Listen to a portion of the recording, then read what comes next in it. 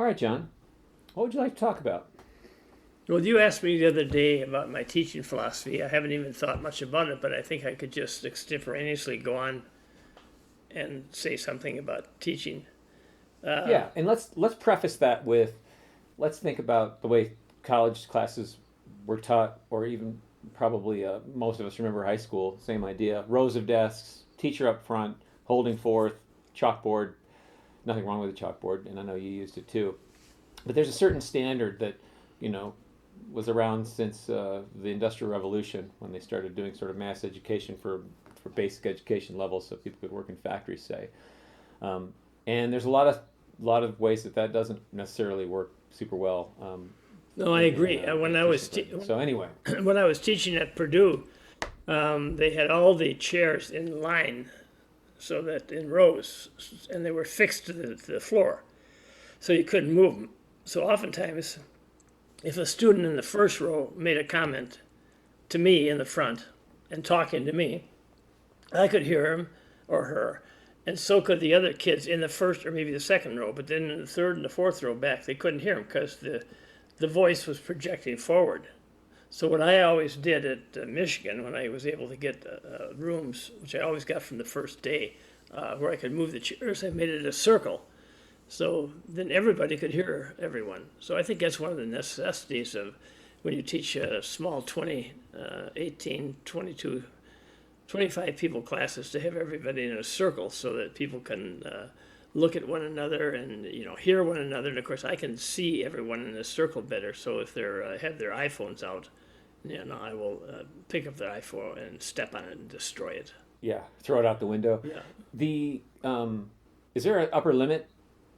I mean, you were teaching classes of 20 at Michigan, typically. Maybe 20, sneak up to 22, 23. 18, it would depend on the subject matter. Would you do that with a class of 35 high school students, or would it be too many? I A don't. circle. Actually, I found out that most people that go to college have some interest in learning something. I found out my opinion is that high school is just a babysitting 4-year babysitting job for the teachers. I don't know, man. My daughter just did AP chemistry. That did not look like babysitting. Middle school. Well, I've had a lot of kids, many kids that have done AP English and haven't learned shit.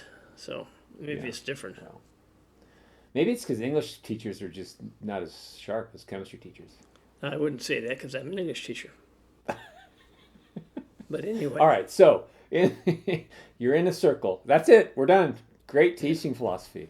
Okay, well, that's one thing that's important. The other thing is, first of all, I think that there will be no second of all. But first of all, I think one of the most important things about being a good teacher is, I think, and this sounds probably Pollyannish and so naive, but I think that you really have to like people, and you really have Yeah.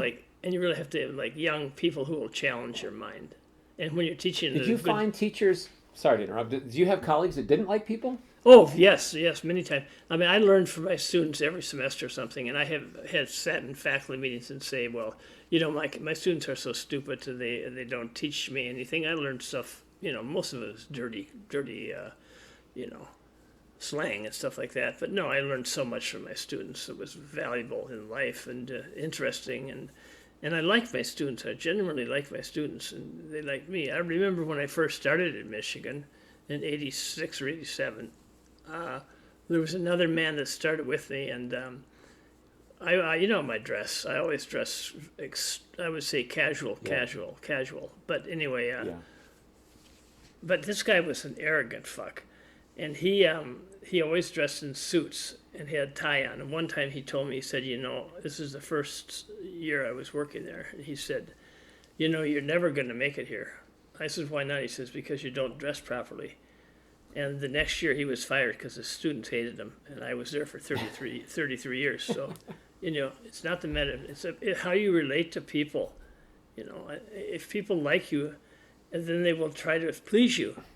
And if they think, well, the other thing is, of course, it's very important that you have a knowledge base in your discipline. And I had a vast knowledge. Now I'm getting senile, but I had a vast knowledge base in my discipline.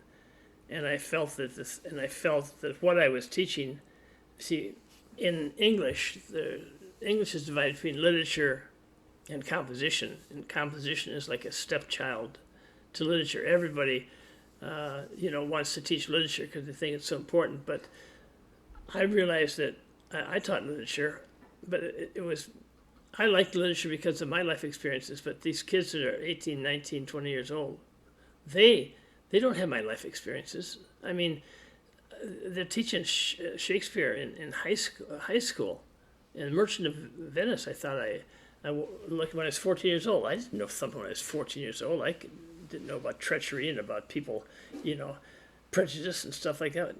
Why are they teaching, in my opinion, of course, this is, no one's ever going to hear these little conversations of ours, but I mean, why in the world? Oh, wait a minute. Okay, let's be pessimistic. Come on. Let's be pessimistic. No one will ever hear us. Let's be pessimistic. No one's... YouTube's kind of an obscure medium. But anyway, I'm saying that so no kid should be subjected to Shakespeare until that kid is an adult and has experienced the slings and arrows of outrageous fortune and gone through and got shit upon by their best friend or their girlfriend or their boyfriend or, getting fired from a job they love against their will for no reason. I mean, I think you can, that's what to me, literature, I love literature that, helps me kind of through the toils and troubles of life. But anyway, let me offer a counterpoint. Hold on, because there's a lot of people among our vast viewership that are going to be, literature professors. Which person? Which one? Which of the two people? This is a Fox News sort of. Many people say, John, but so I'll take responsibility for this one. The issue with waiting until you're out of high school to teach literature, especially in an environment, in a milieu, to use a fancier word, where STEM education, technology, science, math, a lot of the jobs are going in a more technical direction. You need. Did you say milieu or venue? Did you say milieu or venue? With an M. Milieu, not venue. Could have used venue too, but go ahead. Could have. I don't know. It would have been as. It doesn't matter. But the point is, they would never get to it probably, and so I don't disagree with you, but I guess I would qualify it with, yes, if you've read Shakespeare before the slings and arrows pierce your flesh, emotional, physical, what have you, you're not going to get as much out of Shakespeare. But perhaps as those life experiences pile on, you can look back as somebody who read Shakespeare before you had that experience in high school, whatever. And say, oh yeah, I guess this is something that's universal. I guess Shakespeare wrote about this 450 whatever years ago. So but I agree. I think. Go ahead.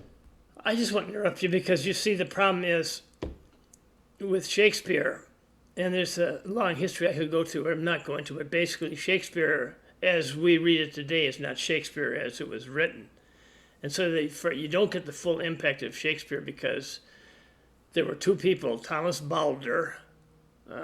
And Queen Victoria, who took all of the real meat, the guts of Shakespeare out and sanitized it.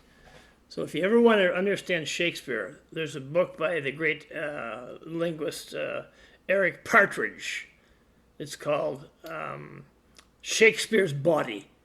And that translates the Shakespeare that you read today, which is not B-A-W-D-Y. Yeah, like a bod.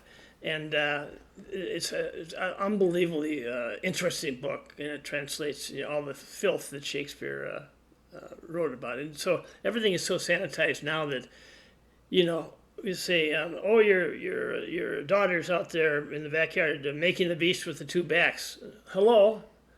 No one knows what that means. Kids know what that means. I know what it means. I know you know what it means because you're educated. But anyway, the point is that Shakespeare... I just don't like Shakespeare. I mean, sorry about that. You like James Joyce, though. I hate James Joyce. What an idiot. All right, so... I dare you to read one page of Finnegan's Wake. I have tried. I one page. Get 3 paragraphs into it. No, Man's a fool. I think it's fair statement. It's very difficult. So to summarize, because I think we're going to break this topic into 72 to 85 videos. 1, sit in a circle. Yes. 2, don't do Shakespeare. No literature. And I like that. It's very interesting. So where we're leaving this one right now is there's literature education, and you can take or leave Shakespeare at a different time in your existence. Yes, exactly. Wonderful later in life. And then composition. And composition is where you come in. Yeah. pretty much. Yeah. Yeah. And also, All right, but I want to get back and iterate. I think you really need to like people to be a good teacher. Awesome point. All right, that's session one. Stay tuned. But also, and if you use the word fuck a lot in front of your students, they'll love you. So Words fuck. to live by. So fuck you.